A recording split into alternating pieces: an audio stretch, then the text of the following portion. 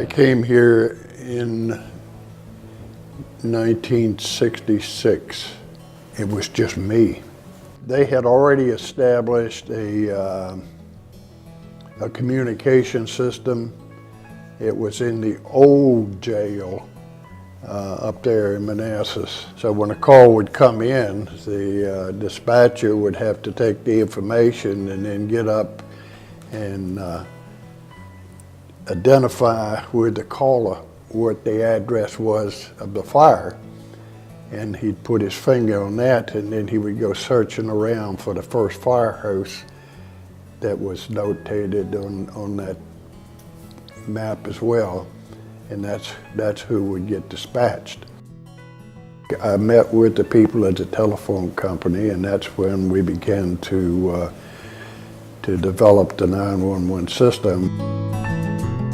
We had no training center back in the days. We started out in a little four-room shed at Oaksville Fire Station burning, and then we borrowed Quantico's burn building and burned there for about 8 to 10 years until we built our training center in '95.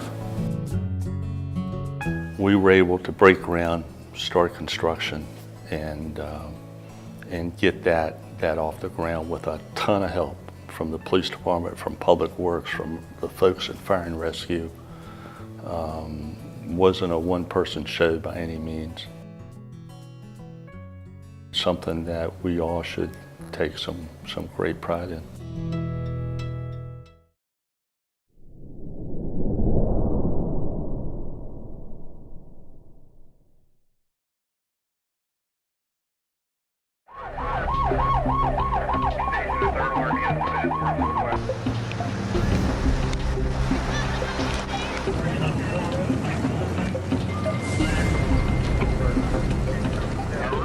I was doing recruit school.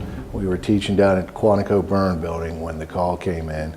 It started, I was dispatched as a apartment fire in the third floor, and then it quickly spread to the attic and caught a whole garden apartment on fire. We gathered up all of our recruits and came up to Bayview and Woodbridge and started assisting the firefighters on rehab, helping them pick up equipment, moving equipment around, everything that we could do besides fight a fire for those folks, and then take care of the folks that came out.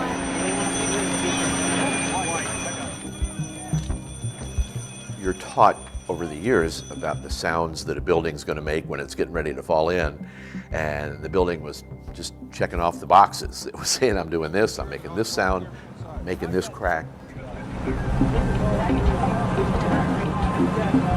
That was the biggest fire that we had in my generation, for sure.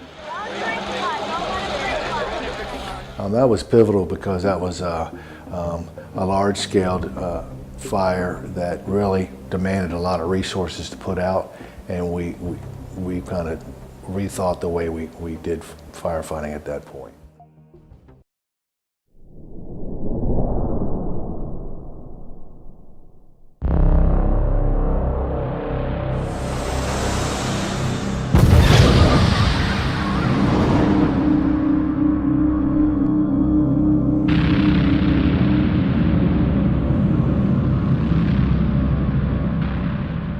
I had planned a trip to Hawaii, and that Tuesday was the last day I was going to work. And I got a page from one of the stations saying, plane's going into the World Trade Center, you ought to go look at a TV. So I just kept working. Got a page about the second plane. I went over. I go back to my office and wrap up what I'm doing. We're in a target-rich environment. You know, we could get hit next. Got a page about the plane going into the Pentagon. Well, I knew it was on then. Telephone communications, radio communications were interrupted, and the eerie silence that I had coming into work, and then when we were standing at the station, usually you could hear planes coming through, and even traffic on 66. You could hear that from the station, and there was nothing. Rolling up at the Pentagon and seeing the devastation, it was really like our country's under attack, and lots of thoughts going through my head, standing there watching things unfold. Is this how it's going to be from now on in the United States of America? There was a few of us that went up there to do logistical support until the federal government or FEMA came in to assist.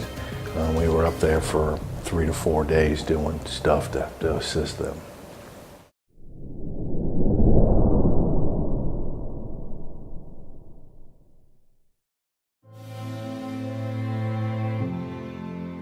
We lost Kyle Wilson in a house fire on April 16th in 2007. And that was devastating to everybody in the department, in the whole service. The volunteer members took it just as hard as the people in the department. And the community took it hard because he died a hero's death. One of the things that resulted from his death was that we did do a real thorough investigation, and then we took the findings and we not only made changes here, but we shared this with fire departments throughout the world. And a lot of people have benefited by the things that we learned about wind-driven fires, about the new way buildings and homes are being constructed, and even equipment. We will never forget Kyle and his sacrifice.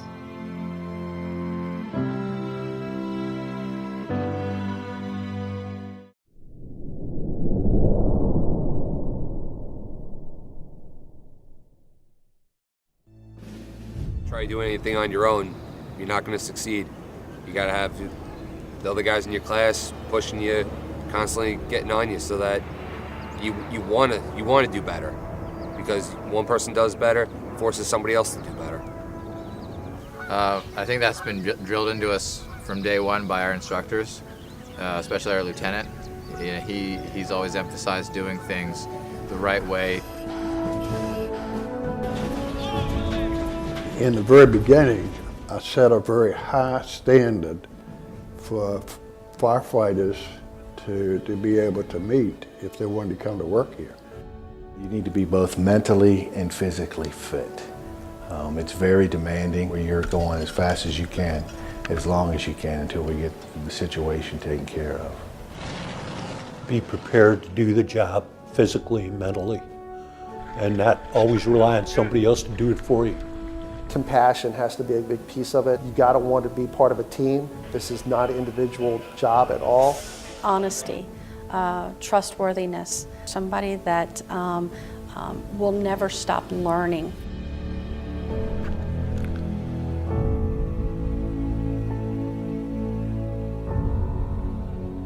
It's really one of the greatest careers you could ever have. And it's more than just a job, it is a way of life. And while we're called a fire department, we serve many needs in the community. Those who want to be something bigger than themselves.